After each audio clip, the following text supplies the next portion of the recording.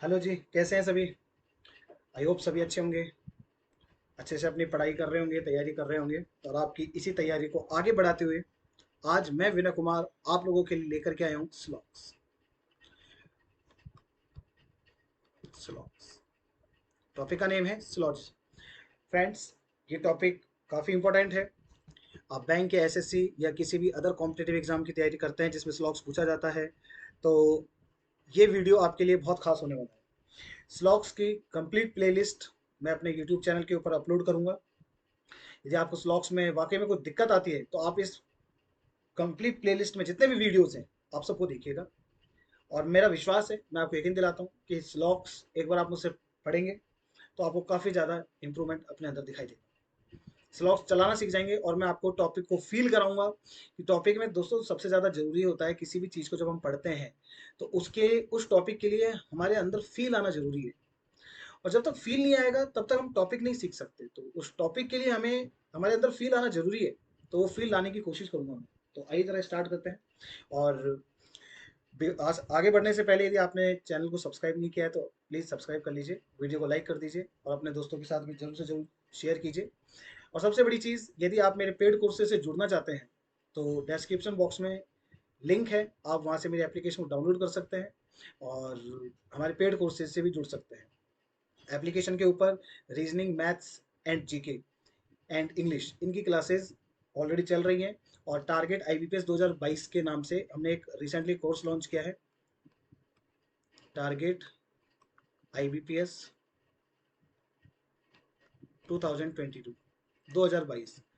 2022 में जितने भी बैंक के एग्जाम होने वाले हैं उनको टारगेट करते हुए हमने एक कोर्स लॉन्च किया है। आप उसको लाइव क्लासेस इसमें आपको मिलेंगी और रिकॉर्डेड क्लासेस मिलेंगी, टेस्ट इसके अंदर मिलेंगे, फिर पीडीएफ इसमें आपको मिलेंगी। तो यदि आप कोर्स ज्वाइन करते हैं तो आपको डेफिनेटली इससे बेनिफिट होने ही वाला है। और सबसे बड़ी चीज़ जो इम्पोर्टेंट है आप सभी के लिए वो ये है कि यदि आप इस कोर्स में 5 मई से पहले पहले जुड़ते हैं, 5 मई 2022 से पहले पहले यदि आप इस कोर्स में जुड़ते हैं तो आपको इस कोर्स में 50% का डिस्काउंट मिलेगा। आपको एक कोड लगाना होगा और वो कोड है समर। समर कोड का यूज करके आपको कोर्स में टारगेट आईबीपीएस 2022 के कोर्स में आपको 50% का ऑफ मिल जाएगा। वैसे कोर्स प्राइस 2000 रुपीज़ रखा गया है, बट यदि आप 50% करते हैं तो ये 1000 रुपीज़ में आपको मिल जाएगा। क्या क्या क्लासेस मिलेंगी इसमें? आपको मैथ्स की क्लासेस मिल जाएंगी, इसमें आपको रीजनिंग की क्लासेस मिल जाएंगी, इसमें आपको जीके की क्लासेस मिल जाएंगी, इसमें आपको इंग्लिश की क्लासेस मिल जाएंगी। इनके साथ साथ में आपको पीडीएफ्स और टेस्ट भी इसी के अंदर मिल जाएंगे। तो कंप्लीट सिलेबस है। और 2022 में जितने भी बैंक के एग्जाम होने वाले हैं, आईबी पे जितने भी एग्जाम कंडक्ट कराने वाला है, उन सभी को ये कोर्स टारगेट करता है। तो सिंपल सी बात है, अपनी ये सारी बातें यहाँ तक खत्म करते हैं। चलिएगा अब अपने अपने मेन मुद्दे के ऊपर आते हैं। तो आइए जरा दोस्तों एक बार स्लॉग्स को समझने की कोशिश करते हैं। फर्स्ट ऑफ ऑल सुनिए जरा मेरी बात को। स्लॉग्स के अंदर हमारे सामने सबसे पहले क्या आता है? सबसे पहले हमारे सामने स्टेटमेंट्स होते हैं। तो स्टेटमेंट के अंदर जो कुछ भी बातें कही जाती हैं एग्जामिनर के द्वारा, उसको हमें दोस्तों शाश्वत सनातन सत्य यानी यूनिवर्सल ट्रूथ मानना होता है। यदि ये बोलता है कि ऑल ए आर बी, तो हमें मानना पड़ेगा वो है, हम उसके साथ आर्ग्यूमेंट नहीं कर सकते। यदि वो कहता है ऑल रोड आर बोर्ड, यानी सभी रोड बोर्ड हैं, तो आप सोचोगे रोड बोर्ड हो कैसे सकते हैं, लेकिन आपको मानना पड़ेगा क्योंकि टॉपिक की डिमांड यही है। एग्जामिनर ने पहली कंडीशन यही लगाई है कि हम जो बातें स्टेटमेंट में कह रहे हैं वो शाश्वत सनातन सत्य यूनिवर्सल ट्रूथ है, 100% राइट बातें हैं। ये एग्जामिनर ने आपको पहली डायरेक्शन के अंदर क्लियर कर दिया है। तो बेसिकली आप एग्जामिनर के साथ आर्ग्यूमेंट नहीं कर सकते हैं। यदि कहता है कि सभी शेर बिल्ली हैं तो मानना पड़ेगा वो हैं, हम आर्ग्यूमेंट नहीं कर सकते फर्स्ट ऑफ ऑल। ठीक है, स्टेटमेंट में जो कुछ आ गया उसको हमें शाश्वत सनातन सत्य मानना ही होगा। फ्रेंड्स आगे बढ़ते हैं। और स्टेटमेंट्स के अकॉर्डिंग हमें डायग्राम बनाना होता है। जैसे मैं आपसे कहूँ कि ऑल गॉड्स आर काइट या ऑल ए आर बी, तो आप ऑल ए आर बी का डायग्राम ये बनाएंगे। ठीक है, ऑल ए आर बी का डायग्राम आप कुछ ऐसा बना के दिखा देंगे कि सर ये है ना ऑल ए आर बी है। आप कहोगे कि सर ये ऑल ए आर बी कैसे हैं? देखो आप जरा, जितने भी ए हैं वो किसके अंदर है, किसके पोर्शन के अंदर है? बी के पोर्शन के अंदर है। तो हम यही कहेंगे कि yes all A are B है। तो डायग्राम ये बनता है हमेशा ऑल का। लेकिन यदि मान लो कोई और भी डायग्राम पॉसिबल हो सकता है क्या? आप पूछोगे कि सर कोई और भी हो सकता है? हाँ बिल्कुल हो सकता है ना। एक देखो, यदि मैंने ये बनाया ए को और मैं इसमें तो कलर चेंज कर लेता हूँ। और ध्यान से देखना जरा, और इसी के ऊपर ओवरलैप करता हुआ बना दिया मैंने, देखिएगा इसी के ऊपर ओवरलैप करता हुआ बना दिया मैंने, देखो ये ग्रीन कलर से दिख रहा होगा आपको, इसी के ऊपर ओवरलैप करता हुआ बना दिया मैंने बी को। नाउ यू कैन सी कि जितने भी ए हैं वो इस डायग्राम के अंदर दिखाई देता है कि वो बी है। ठीक है, तो ऑल ए आर बी इसमें भी प्रूव हो गया, इसमें भी प्रूव हो गया, लेकिन आप कंफ्यूज मत होना, आपको ये डायग्राम नहीं बनाना है, आपको एग्जाम में यही बनाना है। अब आप मेरे से फिर ये क्वेश्चन करोगे सर आप ये क्यों बोल रहे हो कि इसको नहीं बनाना उसको क्यों बनाना है। दोस्तों हमें मेनली क्या है कि प्रोसेसिंग करनी है, हमें क्या करनी है, प्रोसेसिंग करनी है, और ये चेक करना है कि किससे ज्यादा बेटर तरीके से हम कंक्लूजन को सॉल्व कर सकते हैं। तो ये वाला जो डायग्राम है ये आपको क्या है कि क्लियर विजन नहीं दे रहा है, इसमें इसी एक ही डायग्राम के ऊपर दूसरा डायग्राम चढ़ा हुआ है, तो कुल मिला के इसमें हमें क्लियरिटी नजर नहीं आ रही, लेकिन इस डायग्राम में हमें क्लियरिटी दिखाई देती है कि हाँ ए अंदर है और बी बाहर है, तो ऑल ए आर बी इस तरीके से इस डायग्राम में हमें थोड़ा क्लियर विजन दिख रहा है। इस वजह से हम क्या करेंगे कि इस वाले डायग्राम को यानी नीचे वाले डायग्राम को इसको हम फॉलो नहीं करते हैं, हालांकि इसका यूज आएगा जरूर एग्जाम, जब मैं टॉपिक आपको पढ़ाऊंगा तो इसका यूज जरूर आएगा, लेकिन फिलहाल अभी हम इसको कंसिडर नहीं कर रहे हैं। ठीक है, हालांकि आप अपने नोट्स में जरूर इसको रखना, जब आप अपने नोट्स बना रहे होंगे, मुझे ऐसी उम्मीद है कि आप अपने नोट्स बना रहे होंगे, जो जो बातें मैं बोल रहा हूँ वो सारी नोट कर रहे होंगे। तो आप जब भी नोट करें ये सारी बातों को तो आप ध्यान रखना कि आप इस चीज़ का ध्यान रखना कि ये दोनों डायग्राम आपके ऑल के लिए होने चाहिए। ठीक है, चलिएगा अब हमारे पास सम की बात भी कर लेते हैं, तो सम ए आर बी, तो सम ए आर बी का डायग्राम दोस्तों ऐसा बनेगा।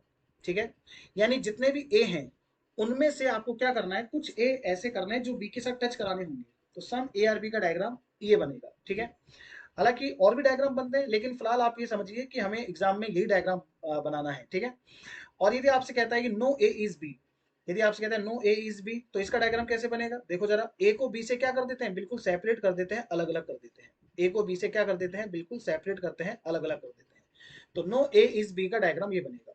तो मैं एक बार वापस से क्विकली आपको रिवाइज करा देता हूँ, यदि ऑल का पूछे ऑल ए आर बी तो आपका डायग्राम ये बनेगा, यदि आपसे सम का पूछे तो सम ए आर बी तो आपका डायग्राम ये बनना चाहिए, और यदि आपसे पूछे नो ए इज बी तो नो ए इज बी का डायग्राम आपका ये बनेगा।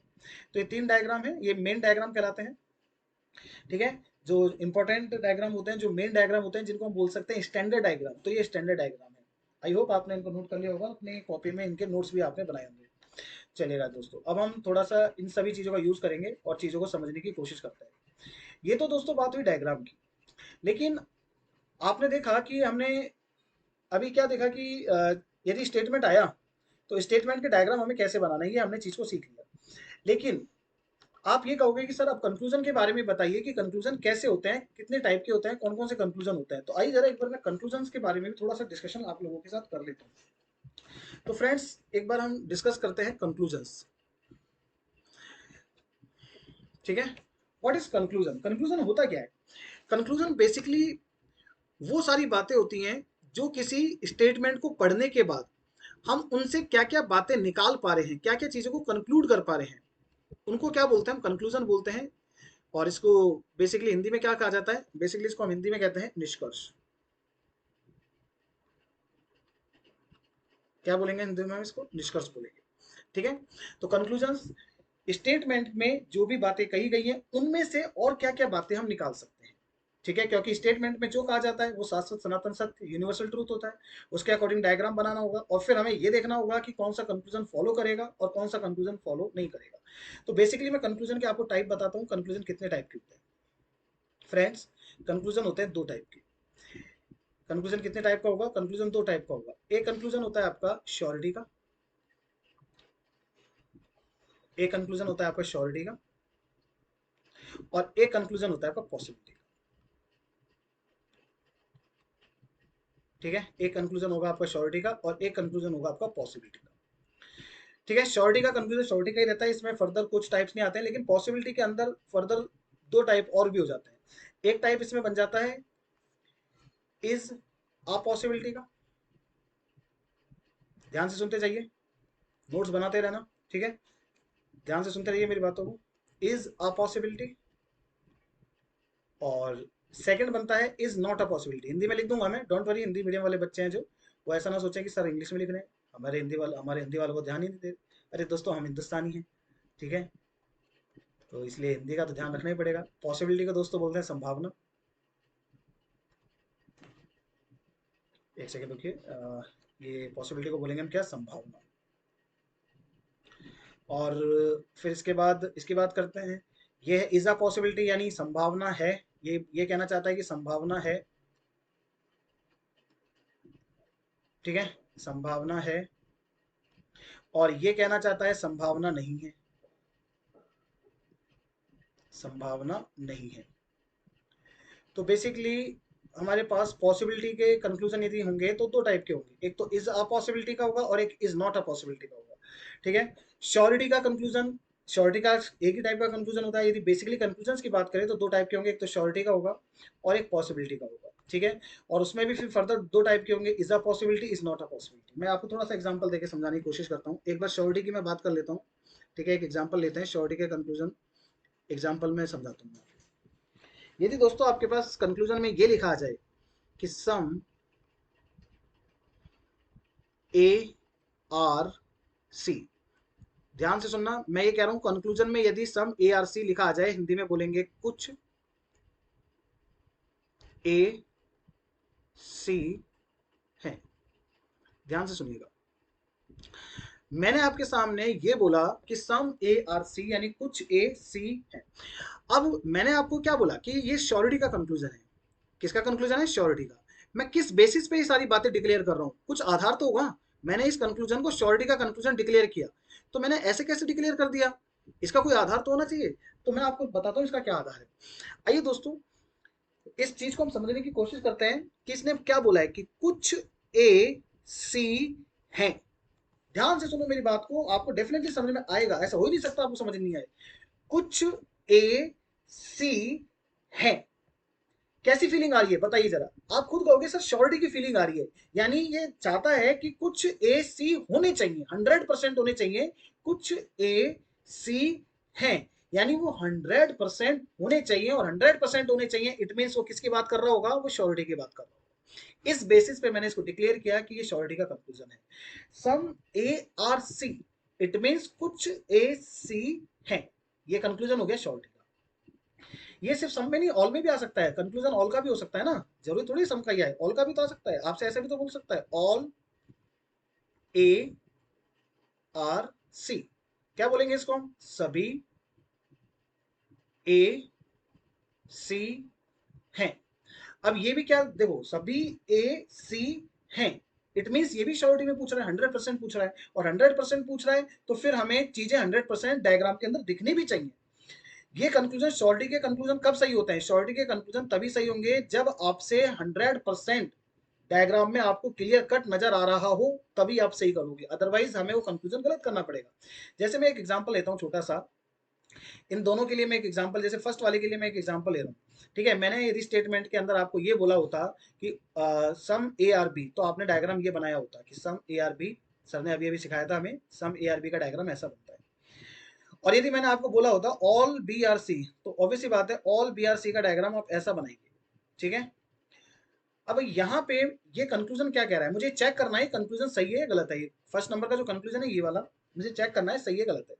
तो कंक्लूजन ने हमसे कहा क्या है? पहले तो ये देखो, कंक्लूजन ये कहता है कि सम ए आर सी, कुछ ए सी है, यानी है तो मतलब श्योरिटी की बात आ गई। श्योरिटी की बात आ गई तो 100% दिखना चाहिए, यानी ए है ना, ए का सम पोर्शन सी को टच करना चाहिए।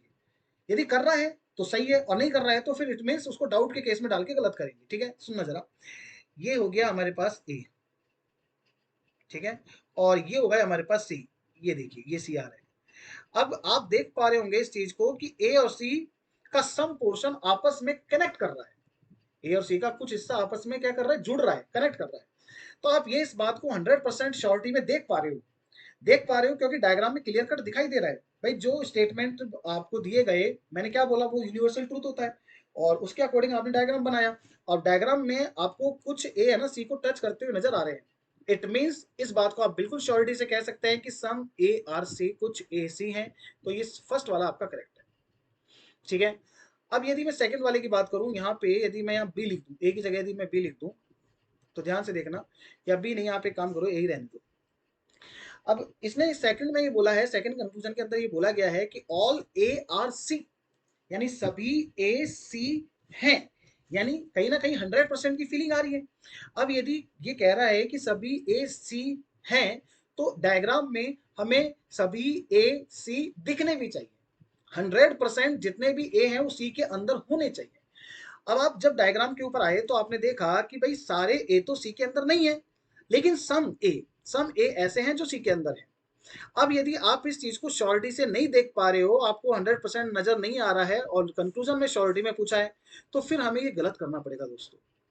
ये हमें क्या करना पड़ेगा, गलत करना पड़ेगा, क्योंकि कंक्लूजन में श्योरिटी में पूछा गया था, क्योंकि श्योरिटी का कंक्लूजन है सभी ए सी है तो दिखना चाहिए था, बट नजर नहीं आता, क्योंकि कुछ ए सी यानी ए का सिर्फ कुछ पोर्शन ही है जो सी के अंदर है, सारे ए सी के अंदर नहीं है, तो श्योरिटी में नजर नहीं आता, तो फिर इसको हमें गलत करना पड़ेगा, क्योंकि यहाँ तो श्योरिटी में पूछा गया था। उम्मीद है आप इतनी सी बातें समझ गए होंगे, मैं ऐसी उम्मीद लगाता हूँ। ठीक है, अब यदि मैं पॉसिबिलिटीज की बात करूं, तो दोस्तों पॉसिबिलिटी है ना, सही कब होती है? देखो पॉसिबिलिटी कब सही होती है, मैं एक बार पॉसिबिलिटी के बारे में थोड़ी सी डिस्कशन आपके साथ कर ही लेता हूं दोस्तों। जब भी आपके सामने डाउट का केस क्रिएट हो जाए, अभी मैं बताऊंगा आपको डाउट का केस कब क्रिएट होता है। देखो केस दो ही होंगे, या तो श्योरिटी का होगा या पॉसिबिलिटी का होगा। ठीक है, तो यदि आपके पास डाउट का केस कभी भी क्रिएट हो जाता है, ठीक है, तो डाउट के केस के अंदर संभावना है यानी पॉसिबिलिटी है, यानी पॉसिबिलिटी क्या होगी,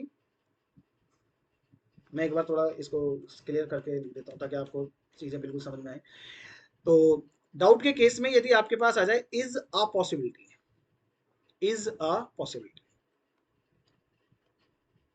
इज अ पॉसिबिलिटी, यदि ये डाउट के केस आपके पास डाउट का केस बन रहा हो, डाउट का केस कब बनता है मैं बताऊंगा, आप थोड़ा मेरे को सुनिए एक बार, है ना, बोलने दीजिए। इज अ पॉसिबिलिटी, तो ये तो सही हो जाएगा। लेकिन यदि केस डाउट का है और उसमें यदि ऐसा लिखा आ जाए इज नॉट अ पॉसिबिलिटी, यदि ऐसा लिखा आ जाए तो फिर ये क्या हो जाएगा, पॉसिबिलिटी। ठीक है, पॉसिबिलिटी, तो ये क्या हो जाएगा आपका, ये गलत हो जाएगा। ठीक है, मैंने क्या बोला कि पॉसिबिलिटी की मैं बात करने जा रहा हूँ। पॉसिबिलिटी के लिए हमारे पास डाउट का होना जरूरी है। ठीक है, डाउट का केस कब क्रिएट होता है अभी बताने वाला हूँ। डाउट का केस कब सही होगा, यदि इज अ पॉसिबिलिटी लिखा है तो डाउट का केस सही हो जाएगा, और यदि इज नॉट अ पॉसिबिलिटी लिखा है तो डाउट का केस गलत हो जाएगा। अब सुनना जरा मैं क्या कहने जा रहा हूँ और मेरी बात को ध्यान से सुनिए। यदि हमारे पास स्टेटमेंट में ये लिखा होता, मैं क्या बोल रहा हूँ, स्टेटमेंट के अकॉर्डिंग डायग्राम बनाते हैं, जो स्टेटमेंट में लिखा जाता है वो शाश्वत सनातन सत्य 100% यानी यूनिवर्सल ट्रूथ होता है। तो स्टेटमेंट में लिखा सम ए आर बी, तो आपने डायग्राम ऐसा बनाया। ठीक है, थोड़ा सा बड़ा बनाते हैं। सम ए आर बी का डायग्राम आपने ऐसा बनाया। फिर स्टेटमेंट में बोला गया कि सम बी आर सी, तो सम बी आर सी का डायग्राम आपने ऐसा बनाया। ठीक है दोस्तों, अब आप देखिए जरा, ए और सी की यदि मैं बात करूं तो ए और सी कहीं ना कहीं एक दूसरे को टच कर रहे हैं या नहीं कर रहे हैं, तो देखो आप ये कहोगे कि सर ए और सी एक दूसरे को टच नहीं कर रहे हैं, ये दोनों एक दूसरे से सेपरेट हैं। ये दोनों क्या है, एक दूसरे से सेपरेट हैं। ध्यान से सुनना मेरी बात को, ए और सी दोनों एक दूसरे से सेपरेट हैं, अलग अलग हैं। एंड ए एंड सी के अंदर दोस्तों कोई रेस्ट्रिक्शन लगाया हुआ है क्या? रेस्ट्रिक्शन का मतलब, यदि मान लो मैं ऐसा कह देता हूं ना कि नो ए इज सी, तो इसका मतलब ये रेस्ट्रिक्शन लग गया, यानी ए और सी कभी एक दूसरे को टच कर ही नहीं सकते, है ना। नो, नो वर्ड का यदि यूज कर लेता है तो हम ये कहेंगे कि यस ए सी को कभी टच करेगा ही नहीं। तो यहाँ पे नो ए इज सी ऐसा तो बोला ही नहीं है उसने। इट मीन्स ए और सी भले ही एक दूसरे से अलग हैं, स्टिल स्टिल इनके पास इतनी पावर है कि ए सी को टच कर सकता है। मेरे शब्दों को गौर से सुनने की और समझने की कोशिश करना। भले ही ए और सी एक दूसरे से सेपरेट हैं, अलग अलग हैं, यदि इनके बीच में कोई रेस्ट्रिक्शन नहीं है, यदि इनके बीच में कोई रेस्ट्रिक्शन नहीं है, तो ए और सी के पास इतनी पावर है कि ये दोनों एक दूसरे के पास आ सकते हैं, एक दूसरे को टच कर सकते हैं। मैं ये नहीं कह रहा टच करेंगे, मैं कह रहा हूं टच कर सकते हैं। अब कर सकते हैं का मतलब क्या हो गया कि मुझे डाउट है। कर सकते हैं का मतलब क्या हो गया कि मैं डाउट में हूं कि ये करेंगे, मैं ऐसा बिल्कुल नहीं कह रहा, लेकिन इनके ऊपर रेस्ट्रिक्शन नहीं है, ए और सी के ऊपर रेस्ट्रिक्शन नहीं है, तो ये कहीं ना कहीं एक दूसरे को टच जरूर कर सकते हैं। सम ए सी को टच कर सकते हैं और सम सी भी ए को टच कर सकते हैं। ऑल ए भी सी के अंदर जा सकते हैं, ऑल सी भी ए के अंदर जा सकते हैं, क्योंकि इनको कोई रोकने वाला नहीं है यहाँ पे। यदि कोई रोकने वाला होता ना, यदि कोई रेस्ट्रिक्शन लग जाता, तब ये हम ये कह सकते थे कि यस ये नहीं जा सकते। लेकिन फिलहाल हम इस चीज को कह सकते हैं कि ए और सी के ऊपर कोई रेस्ट्रिक्शन नहीं है, भले ही एक दूसरे से दूर हैं, लेकिन फिर भी इनके अंदर इतनी पावर है कि एक दूसरे को ये टच कर सकते हैं। तो ए और सी के बीच में रिलेशन बन भी सकता है और नहीं भी बन सकता। इट मीन्स मुझे क्या है, मुझे डाउट है, इट मीन्स मुझे डाउट है। ठीक है, तो डाउट के केस के अंदर मैंने आपको बोला कि इज अ पॉसिबिलिटी और इज नॉट अ पॉसिबिलिटी। तो इज अ पॉसिबिलिटी लिखा है तो सही है, इज नॉट अ पॉसिबिलिटी लिखा है तो गलत है। अब मैं जैसे एक कंक्लूजन आपको देखो लिख के दिखाता हूँ, सुनना जरा, समझने की कोशिश कीजिए। यदि मान लीजिए मेरे को ऐसा लिखा गया होता कि some A are being C is a possibility. Hindi वाले बच्चे लिख सकते हैं, मैं बोल रहा हूं कुछ ए सी होने की संभावना है, कुछ ए सी होने की संभावना है। अब ये आपसे पूछ रहा है कि क्या कुछ ए ऐसे हैं क्या जो सी के अंदर जा सकते हैं। तो आप एक बार डायग्राम में जाओ और जाके देखो कि ए और सी के ऊपर कोई रेस्ट्रिक्शन लग रहा है क्या, क्योंकि इसने श्योरिटी में तो पूछा ही नहीं है, वो खुद आपसे पॉसिबिलिटी में पूछ रहा है। भाई श्योरिटी का तो, श्योरिटी का मतलब ये है कि यहाँ पे देखो जैसे ऐसे बोल रहा है कि देखो कुछ ए सी है, तो यहाँ तो श्योरिटी में पूछ रहा है, लेकिन यहाँ आपसे वो पूछ रहा है कि इस बात की कोई संभावना है क्या कि कुछ ए सी के पास चले जाए। संभावना पूछ रहा है, पॉसिबिलिटी पूछ रहा है। तो आप ये कहोगे कि यस ए और सी में कोई रेस्ट्रिक्शन नहीं है, तो ए बिल्कुल, और दोनों एक दूसरे से सेपरेट भी हैं, दोनों एक दूसरे से अलग भी हैं, तो कुछ ए डेफिनेटली सी के पास जा सकते हैं, इट इज पॉसिबल। तो मैंने आपको क्या बोला कि यदि डाउट का केस है, हम क्या बोल रहे हैं कि ए और सी एक दूसरे से अलग जरूर हैं लेकिन फिर भी एक दूसरे से मिल सकते हैं, इट मींस डाउट है। और डाउट है तो बताइए जरा, ये इज अ पॉसिबिलिटी, देखो मैं ब्रैकेट अप करके इसको अलग कर रहा हूं, इज अ पॉसिबिलिटी के कंक्लूजन क्या होगा, आप कहोगे कि सर इज अ पॉसिबिलिटी का कंक्लूजन सही होगा, तो दोस्तों ये हमारा सही हो जाएगा। ठीक है, ये हमारा सही हो जाएगा। इज नॉट अ पॉसिबिलिटी की क्या होगा वो हम थोड़ा सा बाद में देखेंगे, क्योंकि फिर क्या है ना कि मैं सारी चीजें एक ही जगह बता दूंगा तो आपको थोड़ा सा ऐसा फील होगा कि सर ये सब कुछ एक में ही आ गया, थोड़ा समझ नहीं आ रहा है। ठीक है, तो मैं आपको सारी चीजें अलग अलग करके बताऊंगा।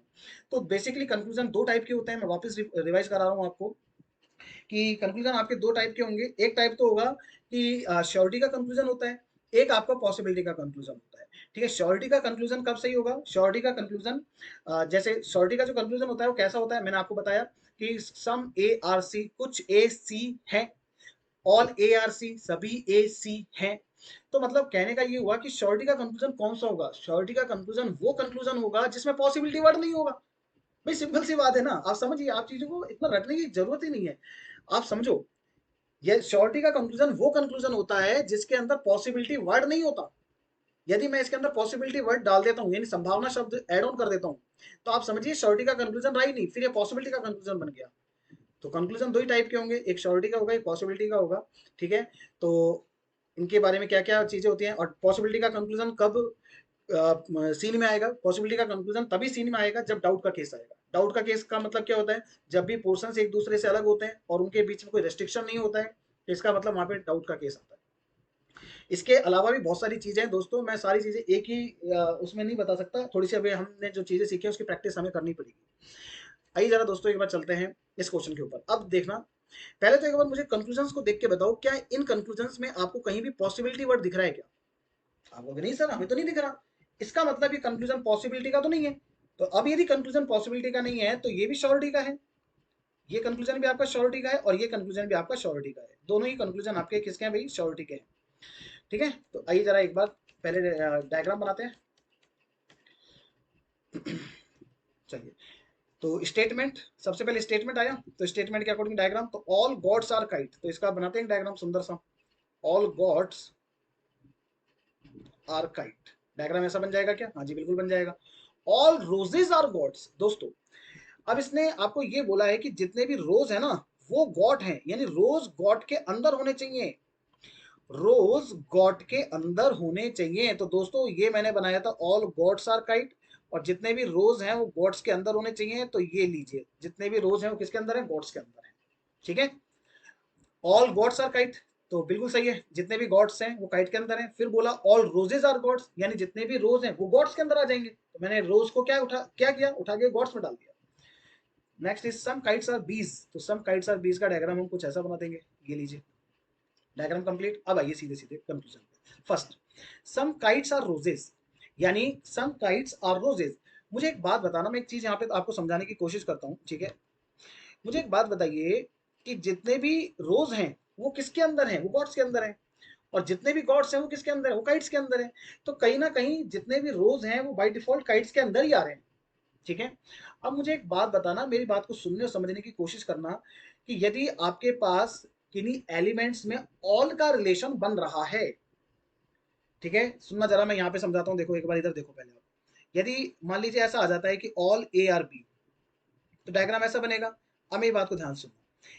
ए है ना बी के अंदर, ए बी के अंदर है, ए अंदर है बी बाहर है, ए अंदर है बी बाहर है। तो बाहर से अंदर जब भी हम आएंगे, किसके केस में? ऑल के केस में। ऑल के केस में जब भी हम बाहर से अंदर आएंगे तो दोस्तों ध्यान रखना, सम का रिलेशन करेक्ट होगा। ओनली सम का ही रिलेशन करेक्ट होगा, ये भी लिख लेना। और कुछ भी करेक्ट नहीं होगा, तो ओनली सम का ही करेक्ट होगा। अब इधर आ जाओ। रोजेज है वो किसके अंदर है? काइट के अंदर है। ऑल रोजेज आर काइट बोल सकते हैं। तो ऑल का रिलेशन बन रहा है, तो बाहर से अंदर देखो, काइट बाहर है, रोज अंदर है। मैं ऐसा क्यों बोल रहा हूँ? क्योंकि यहाँ काइट पहले है, काइट को रोजेस के साथ देखना है। तो kite, some kites are roses बोल रहा है, यानी कुछ काइट्स रोज हैं। तो काइट पहले है, रोज बाद में है। तो आप ये देखो कि काइट बाहर, रोज अंदर। तो बाहर से अंदर आने पर सम का पोर्शन क्या होता है? सही होता है। अभी मैंने आपको यही बताया था, तो ये आपका हो गया करेक्ट। अब देखो एक बार, सम गॉड्स आर बीज, कुछ गॉड्स बीज हैं। अब मुझे एक बात बताइए, इसने श्योरिटी में पूछा है। भाई कंक्लूजन कैसा है? श्योरिटी का है ना? अरे यस और नो में बोलो। इसमें पॉसिबिलिटी शब्द तो कहीं लिखा ही नहीं है। इसने पॉसिबिलिटी शब्द थोड़ी ना लिखा है, इसने श्योरिटी में पूछा है कि सम गॉड्स आर बीज, कुछ गॉड्स बीज हैं। तो यदि हैं तो 100% दिखना भी चाहिए डायग्राम में। कुछ गॉड्स बीज दिखने भी चाहिए, यानी गॉड्स का कुछ पोर्शन बी को, बीज को टच करना भी चाहिए। आइए जरा चेक करते हैं, चलो आओ। ये तो है मेरे पास गॉड्स, ये देखो ये तो गॉड्स हैं। और ये है मेरे पास बीज, ये मेरे पास बीज हैं। अब एक बात बताओ, क्या गॉड्स एंड बीज का सम पोर्शन आपस में कनेक्ट कर रहा है क्या? आप कहोगे नहीं सर, नहीं कर रहा। और अब इसका बल्कि इसके अंदर तो डाउट का केस आ गया, क्योंकि इनमें रेस्ट्रिक्शन भी नहीं लग रहा। गॉड एंड बीज में रेस्ट्रिक्शन भी नहीं लग रहा है। ठीक है, और ये एक दूसरे को टच भी नहीं कर रहे हैं। तो इट मीन इसमें डाउट का केस है। बट आप डाउट के बारे में छोड़िए, अभी डाउट की बात बाद में करेंगे। तो श्योरिटी में पूछा है यहाँ तो, बट श्योरिटी में तो दिख तो रहा ही नहीं है। कुछ गॉड है ना, बीज को टच तो कर ही नहीं रहे हैं। अब टच नहीं कर रहे हैं तो कैसे सही होगा? इट मीन्स ये हो गया आपका। ठीक है, तो अब दोस्तों नीचे इसके ऑप्शंस होंगे। ऑप्शंस मैंने लिखे नहीं है, मैं आपको बेसिकली कॉन्सेप्ट पकड़ाना चाहता हूँ, कॉन्सेप्ट सिखाना चाहता हूँ, इसलिए मैंने ऑप्शंस नहीं लिखे हैं। ऑप्शंस आप चूज कर सकते हैं। आपको वो ऑप्शन चूज करना होगा जिसके अंदर यह लिखा होगा कि only conclusion number first is true या फॉलो। ठीक है, ओनली कंक्लूजन फर्स्ट फॉलो। ठीक है, केवल पहला निष्कर्ष अनुसरण करता है। ठीक है, चलिए आगे बढ़ते हैं अगले सवाल की तरफ। नेक्स्ट क्वेश्चन पर इसको अप्लाई करेंगे। दोस्तों देखना जरा, ऑल स्कूल आर टीचर, सुनना जरा। ऑल स्कूल, कलर चेंज करते हैं एक बार। ऑल स्कूल आर टीचर, आप चीजों को समझिए। और अभी तक आपने वीडियो को लाइक नहीं किया यार, ये गलत बात है। वीडियो को जल्दी से लाइक वाइक करो यार, ताकि मुझे भी मोटिवेशन मिले। ऑल स्कूल्स आर टीचर्स, तो इसका डायग्राम ऐसे बनेगा। सम बर्ड्स आर स्कूल, दोस्तों सम बर्ड्स आर स्कूल, तो है ना कुछ बर्ड्स स्कूल के अंदर से निकालनी है। ठीक है ना, कुछ बर्ड्स स्कूल के अंदर से निकालनी है, टीचर में से मत निकाल देना। स्कूल बोला है उसने, ध्यान रखना इस चीज का। फिर बोल रहा है ऑल पेन आर टीचर, तो जितने भी पेन है, यानी ऑल पेन। कितने पेन? All pen. किसके अंदर? टीचर के अंदर। तो ये लीजिए, ऑल पेन किसके अंदर? टीचर के अंदर। ये लीजिए, ये बन गया हमारा एक सुंदर सा डायग्राम। अभी फर्स्ट में कहता है कि नो पेन इज बर्ड, कि कोई पेन बर्ड नहीं है। अब यहाँ पे कुछ बच्चों को ऐसा लग सकता है कि ये सही है, लेकिन मैं बताता हूं, समझने की कोशिश कीजिए। देखो ये बर्ड है और ये पेन है। बर्ड एंड पेन एक दूसरे से सेपरेट हैं, अलग अलग हैं। ठीक है, और बर्ड एंड पेन के बीच में कोई रेस्ट्रिक्शन यहाँ पे इम्पोज नहीं है, कोई रेस्ट्रिक्शन नहीं है। अब आपको ऐसा लग सकता है कि सर बर्ड और पेन हमें अलग अलग दिख रहे हैं, और इसने यही पूछा है कि कोई बर्ड पेन नहीं है, कोई पेन बर्ड नहीं है। ये शॉर्टी में पूछ रहा है, और हमें शॉर्टी में दिख रहा है कि कोई बर्ड पेन नहीं है। जी नहीं दोस्तों, आपको शॉर्टी में चीज नहीं दिख रही है, ये डाउट है। बर्ड है ना, मैंने क्या बोला, इनके ऊपर कोई रेस्ट्रिक्शन नहीं है। तो बर्ड पेन के पास जा सकता है और पेन बर्ड के पास आ सकता है। समझ रहे हो ना आप? मेरी बात को अभी सुनने की कोशिश करना। तो यहाँ पे डाउट का केस है, पेन और बर्ड के बीच में डाउट का केस है। तो यहाँ पे कंक्लूजन शॉर्टी में पूछ रहा है, कंक्लूजन आपका शॉर्टी में पूछ रहा है, लेकिन केस बन गया डाउट का। तो ये आपको गलत करना पड़ेगा, ये आपका गलत है। दूसरी बात मैं समझाने की कोशिश करता हूँ, सुनना मेरी बात को। क्या स्टेटमेंट के अंदर, ठीक है, आप यदि सुनते रहोगे ना चुपचाप, तो आपको सारी चीज समझ में आ जाएगी। क्या स्टेटमेंट के अंदर एक भी नेगेटिव वर्ड का यूज किया गया है क्या? बताइए। आप कहोगे कि सर नो, मतलब नो या नॉट, ऐसे शब्दों का तो इस्तेमाल ही नहीं हुआ ऊपर। स्टेटमेंट में जो भी बातें होती है वो शाश्वत सनातन सत्य यूनिवर्सल ट्रुथ मानना होता है। अब जो चीज ऊपर बोली जाएगी वही तो चीज मैं नीचे कंक्लूड करूंगा ना। अब ऊपर तो नेगेटिव वर्ड का यूज ही नहीं किया इसने, और मुझे यहाँ पे एक नेगेटिव कंक्लूजन दे दिया बना करके। तो बताओ जरा ये कभी सही हो सकता है? आप कहोगे नहीं सर ये कभी सही नहीं हो सकता। क्यों नहीं हो सकता? क्योंकि नेगेटिव कंक्लूजन है। अब नेगेटिव कंक्लूजन है तो नेगेटिव स्टेटमेंट्स में नेगेटिव वर्ड्स आने चाहिए थे। स्टेटमेंट के अंदर नेगेटिव वर्ड्स तो है नहीं, और मेरे पास एक नेगेटिव कंक्लूजन आ गया, तो ये कभी सही हो सकता है? Never, never. ये कभी भी सही नहीं हो सकता है, ये आपका गलत माना जाएगा। First conclusion is wrong. I hope आपको समझ में आया होगा। और दूसरा बेसिक तरीका तो ये है कि बर्ड और पेन में रेस्ट्रिक्शन ही नहीं है, तो आप इस बात को कैसे कह सकते हैं कि नो बर्ड इज पेन? शॉर्टी से कैसे कह सकते हैं यदि इनके बीच में रेस्ट्रिक्शन लगाता? देखो यदि मैं ऐसा बोलता हूँ ना, सुनना मेरी बात को समझने की कोशिश करो। देखो मैं इधर समझाता हूँ आपको, इसको भूल जाओ और इसको देखो। मैंने आपको यदि ये बोला होता ना ऑल ए आर बी, तो आप ऐसा डायग्राम बनाते। फिर मैंने आपको बोला होता नो बी इज सी, तो आप ऐसा डायग्राम बनाते। तो यहाँ रेस्ट्रिक्शन लग गया बी का सी के साथ। अब प्रॉब्लम ये है कि ए है ना बी के अंदर बैठा है, ए बी के अंदर बैठा है और बी का सी के साथ में रेस्ट्रिक्शन लगा दिया। तो क्या सी कभी ए के पास जा सकता है क्या? आप कहोगे सर नहीं जा सकता। अब आपने इतना श्योरिटी से कैसे बोला? क्योंकि यहाँ रेस्ट्रिक्शन लगा हुआ है। भले ही बी का रेस्ट्रिक्शन सी के साथ में है, लेकिन ए बी के अंदर है, तो बाय डिफॉल्ट ए का भी रेस्ट्रिक्शन लग गया सी के साथ में।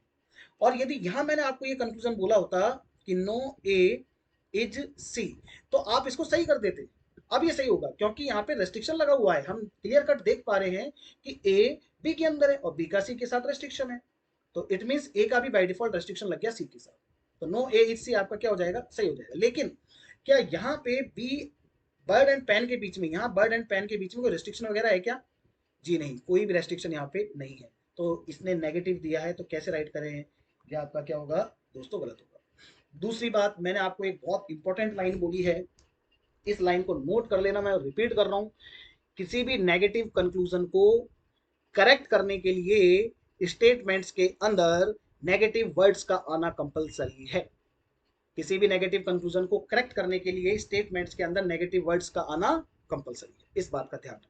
ठीक है, इसके ऊपर इस ये जो नोट मैंने अभी आपको लिखवाया है ना, इसके ऊपर बेस्ड मैं एक क्वेश्चन भी आपको करवाऊंगा अभी। ठीक है, चलो अब देखना सम बर्ड्स, सेकंड देखना सम बर्ड्स आर पेन, कुछ बर्ड्स पेन हैं।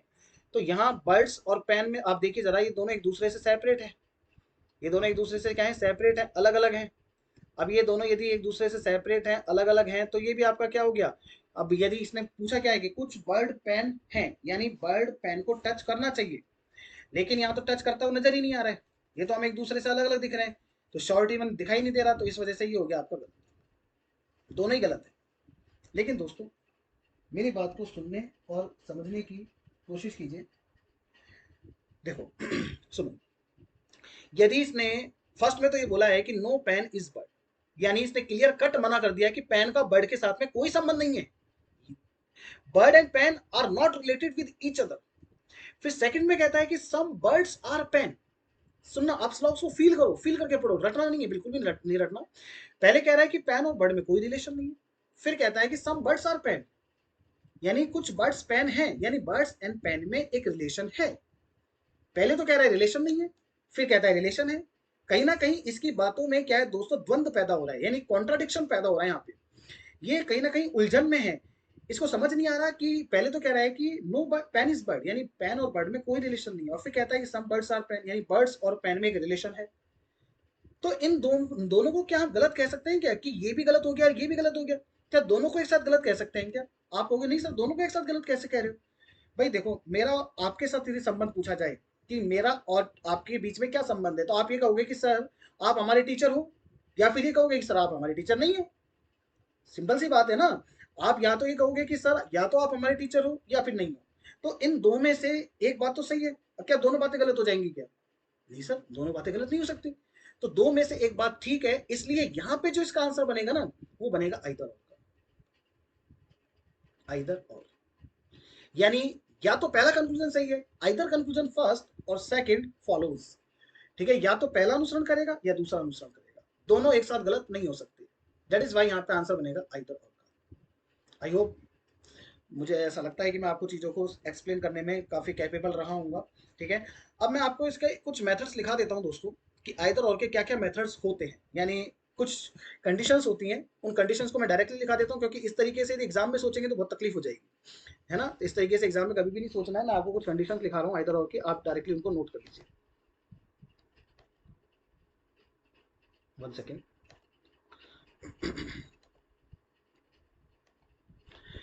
हाँ जी, वापस वही आ गया। 1 सेकेंड रुकिए दोस्तों। ठीक है, ठीक है, कोई इशू नहीं है, अपन यहीं ले लेते हैं एक पेज। सुनिएगा, कंडीशंस फॉर आइदर और, या तो की शर्तें। कंडीशंस फॉर, और जिस बच्चे को सिर्फ रिवाइज करना है कि क्या क्या चीजें होती है, कैसे कैसे होती है, सिर्फ रिवाइज करने के हिसाब से देख रहा है वीडियो को, तो वो इसको डबल स्पीड में भी करके देख सकता है। ठीक है। और यदि जो बच्चा बेसिक से पढ़ रहा है तो उसको तो पूरा ही देखना है ना। कंडीशंस फॉर आइदर और, तो कंडीशन नंबर 1 यानी या तो की पहली शर्त है, ठीक है, मैं आपको डायरेक्ट मैं लिख शॉर्ट में दूंगा, बाकी मैं बोल पूरा रहा हूँ, आप नोट कर सकते हैं। ठीक है। आपको पहला लिखना है कि कम से कम दो निष्कर्ष अलग अलग गलत होने चाहिए। ठीक है, कम से कम दो निष्कर्ष अलग अलग गलत होने चाहिए। इंग्लिश वाले बच्चे लिखेंगे at least to conclusion should be wrong separately. पहली शर्त यह है कि आपके पास दो कंक्लूजन तो गलत होने ही चाहिए, मिनिमम से मिनिमम। यदि एक कंक्लूजन गलत है और आप उसमें आइदर लगा दो, नहीं, पॉसिबल नहीं है। सेकंड कंडीशन है, दोनों निष्कर्षों के, भाई जो दो कंक्लूजन आपने गलत किए हैं, ठीक है, उन दोनों के ऑब्जेक्ट समान होने चाहिए। The objects of both conclusions should B same. The objects of both conclusions should B same. और तीसरी कंडीशन है, दोनों निष्कर्षों में दोनों निष्कर्षों में सम एंड नन यानी कुछ और कोई नहीं का संबंध होना चाहिए। सम एंड नन यानी नो बोल सकते हैं इसको हम। ठीक है। The relation between the conclusions should be some and none, या नो लिख लीजिए। ठीक है। तो यदि आपके पास ये तीनों शर्तें पूरी हो जाती हैं तो ऐसी कंडीशन में आपके पास केस कौन सा आ जाएगा, आइदर और का केस आ जाएगा। यदि दो कंक्लूजन में ये तीनों बातें पूरी हो रही हैं तो वहां केस बनेगा आइदर और का। मैं एक चीज यहाँ पे क्लियर कर देता हूँ दोस्तों, कि सम एंड नो में हमेशा आइदर लगता है। आप कभी भी ऐसा मत करना कि सम एंड सम नॉट यदि आपको आ जाए, दिखा हुआ एग्जाम में लिखा हुआ आ जाए सम एंड सम नॉट, और उसमें कभी भी आप आइदर मत लगाना। सम एंड, हालांकि कई जगह पर ये पढ़ाया जा रहा है कि सम एंड सम नॉट में आए तो, लेकिन आप चीज इस चीज को समझिए, मैंने इस चीज को आपको प्रैक्टिकल करके दिखाया है कि यहाँ पे सम एंड नन पर ही आइदर लगता है, सम एंड सम नॉट पे कभी भी आइदर नहीं लगता है। ठीक है, एग्जाम में आपका गलत हो जाएगा, मैं पहले बता रहा हूँ ये चीज, थोड़े सा देख लेना आप। ठीक है, सम एंड सम नॉट में कभी भी, यानी पहली शर्त पूरी हो रही है, दूसरी शर्त भी पूरी हो रही है, सेम ऑब्जेक्ट भी है, लेकिन नीचे वो क्या करेगा, तीसरी शर्त में सम एंड सम नॉट डाल देगा। तो बच्चे को लगेगा ये इसमें आइदर लग रहा है, जी नहीं, आइदर नहीं है। आइदर लगेगा यदि सम एंड नन का रिलेशन देता है, सम एंड नो का रिलेशन देता है, तभी आइदर लगेगा। इस बात का ध्यान रखना। तो आ जाइए जरा एक बार यहाँ पे देखो, हमारे दो कंक्लूजन अलग अलग गलत थे, ये भी गलत था और ये भी हमें पर्सनली सॉरी सेपरेटली गलत मिला। दोनों के ऑब्जेक्ट देखना, पेन पेन, बर्ड और बर्ड, आप दोनों के ऑब्जेक्ट भी देख पा रहे होंगे, दोनों के ऑब्जेक्ट भी कैसे हैं, सेम ही है। ठीक है। अब आगे देखना, और दोनों में देखो सम, दोनों के अंदर सम एंड नो, है ना, कुछ और कोई नहीं का दोनों में संबंध भी आ रहा है। तो ऐसी कंडीशन के अंदर बताइए जरा दोस्तों, आंसर क्या देते हैं, आइदर और का आंसर देते हैं। ये मैंने आपको पहले ही लिखा दिया है। तो दोस्तों उम्मीद करता हूँ कि आपको ये चीज़ें मैं समझाने में समर्थ रहूँगा। हालांकि थोड़ा सा मुझे टाइम जरूर लगता है, क्योंकि मैं चीज़ों को क्या है कि बहुत फील करके पढ़ाता हूँ, और वही फील आप तक भी पहुँचता है, मुझे इतना यकीन है कि ये वही फील आप लोगों तक भी पहुँचता है, इसलिए मुझे थोड़ा सा टाइम लग जाता है। ठीक है। चलो एक क्वेश्चन अपन और भी कर लेते हैं। मुझे 1 मिनट का समय दीजिए, मैं ये 2 स्लाइड्स को डिलीट कर देता हूँ, क्योंकि ये जो पीडीएफ है ये आपको हमारे टेलीग्राम चैनल पे भी मिल जाएगी दोस्तों। टेलीग्राम चैनल का लिंक डिस्क्रिप्शन बॉक्स में है, तो वहाँ से आप टेलीग्राम को ज्वाइन कर लेना, यदि आपको ये जो पीडीएफ मैं सॉल्व करा रहा हूँ, ये पीडीएफ यदि आपको चाहिए तो। ठीक है, टेलीग्राम से मिल जाएगी। सम कैंडल्स आर पेपर्स, तो सम कैंडल्स आर पेपर का डायग्राम कैसा बनाएंगे आप, यहाँ लिख लेते हैं चलो। सम कैंडल्स आर पेपर, सम का तो ये डायग्राम सिखाया था मैंने। ऑल पेपर आर ट्रीज, अब जब आप ऑल पेपर आर ट्री बनाओगे ना, तो ट्री का कुछ हिस्सा ऐसा है जो कि कैंडल के अंदर भी जाएगा। तो फिर यदि मान लो कंक्लूजन ऐसा आ गया कि सम कैंडल आर ट्री, तो हमें दिख रहा है, क्लियर कट दिख रहा है कि कुछ कैंडल ऐसे हैं जो ट्री को टच कर रहे हैं, तो वो सही हो जाएगा। फिर बोल रहा है सम बुक्स आर पेपर, अब सम बुक्स आर पेपर बोला है, इसने ध्यान रखना, पेपर के अंदर से बुक्स को निकालना, बुक्स को पेपर के अंदर से निकालना, इस बात का ध्यान रखना। ठीक है, एक बार मैं चेक कर लेता हूँ। Some candles are paper, okay correct है। All papers are trees, yes ये भी करेक्ट है। Some books are paper, some books are paper, ये भी करेक्ट है। अब आ जाएंगे, सम बुक्स आर कैंडल, कुछ बुक्स कैंडल हैं। अब ये आपसे पूछ रहा है, बताओ कंक्लूजन कैसा है। चलो आप लोग बताओ मुझे, ये कंक्लूजन कैसा है। आप कहोगे सर श्योरिटी का कंक्लूजन है, क्योंकि इसमें पॉसिबिलिटी शब्द तो लिखा हुआ ही नहीं है, इट मीन श्योरिटी का है। तो श्योरिटी में श्योरिटी का कंक्लूजन है, और कंक्लूजन ये है कि कुछ बुक कैंडल हैं, तो बुक और कैंडल का कुछ पोर्शन टच करना चाहिए। श्योरिटी में पूछा है तो श्योरिटी में दिखना भी चाहिए। प्रॉब्लम ये है कि कैंडल और बुक एक दूसरे को टच ही नहीं कर रहे हैं, ये दोनों तो अलग ही दुनिया में जी रहे हैं, एक दूसरे से अलग अलग है। ये लो, बुक यहाँ पे है और कैंडल इधर है, तो यहाँ पे हमें क्लियर कट दिखाई नहीं दे रहा है, तो फिर हम इसको गलत करेंगे, क्योंकि श्योरिटी में पूछा गया था। सम ट्रीज आर बुक्स, अब ये भी श्योरिटी में पूछ रहा है, क्योंकि पॉसिबिलिटी सब तो लिखा ही नहीं है, इसका मतलब कुछ ट्री बुक हैं। अब यदि हैं तो वो देखना भी चाहिए। दोस्तों देख सकते हैं कि कुछ ट्री है ना, कुछ ट्री देखो यहाँ से आ रहे हैं, ये ट्री है और ये बुक है। Book and tree by default अपने आप को टच कर रहे हैं, और दोनों का सम पोर्शन एक दूसरे का टच कर रहा है। और इसने भी यही पूछा है कि सम ट्रीज आर बुक, कुछ सम का मतलब कुछ ट्री बुक है क्या, तो यस 100% ये बिल्कुल हमें क्लियर कट दिखाई दे रहा है। तो second one is right, first wrong second right. तो हमें वो कंक्लूजन चूज करना होगा जिसमें ये लिखा हो कि पहला कंक्लूजन गलत है, दूसरा कंक्लूजन सही है। तो दोस्तों आज के लिए इतना ही करते हैं, थैंक यू सो मच। ठीक है, नेक्स्ट क्लास में मिलेंगे। अभी आज हमने कुल 4 क्वेश्चन ही किए हैं, थोड़ा सा टाइम ज़्यादा लग गया था बेसिक को समझाने में, और मैं क्या है कि टॉपिक को फील करके पढ़ाता हूँ तो थोड़ा सा टाइम लगता है, इसलिए। अब यदि आप हमारे एप्लीकेशन से जुड़ना चाहते हैं तो आप हमारे डिस्क्रिप्शन बॉक्स के अंदर आपको चैनल का सॉरी टेलीग्राम चैनल का एंड एप्लीकेशन का लिंक मिल जाएगा। आप वहाँ से टेलीग्राम चैनल को ज्वाइन कर सकते हैं एंड एप्लीकेशन को डाउनलोड करके वहाँ पे हमारे पेड कोर्सेज के साथ जुड़ सकते हैं। ठीक है दोस्तों, जिस तरीके से ये पढ़ा रहा हूँ इसी तरीके से हम सारे टॉपिक्स को पढ़ाते हैं। हमारे टीचर्स बहुत डेडिकेटेडली वर्क कर रहे हैं, आप लोगों के लिए कर रहे हैं। ठीक है, तो यदि आपको लगता है कि यस आप पेड कोर्स से जुड़ना चाहते हैं तो आप एप्लीकेशन को जरूर डाउनलोड कीजिएगा। चलिए दोस्तों आज के लिए इतना ही, थैंक यू सो मच मेरे को इतना सुनने के लिए। ठीक है, thank you, bye bye, take care.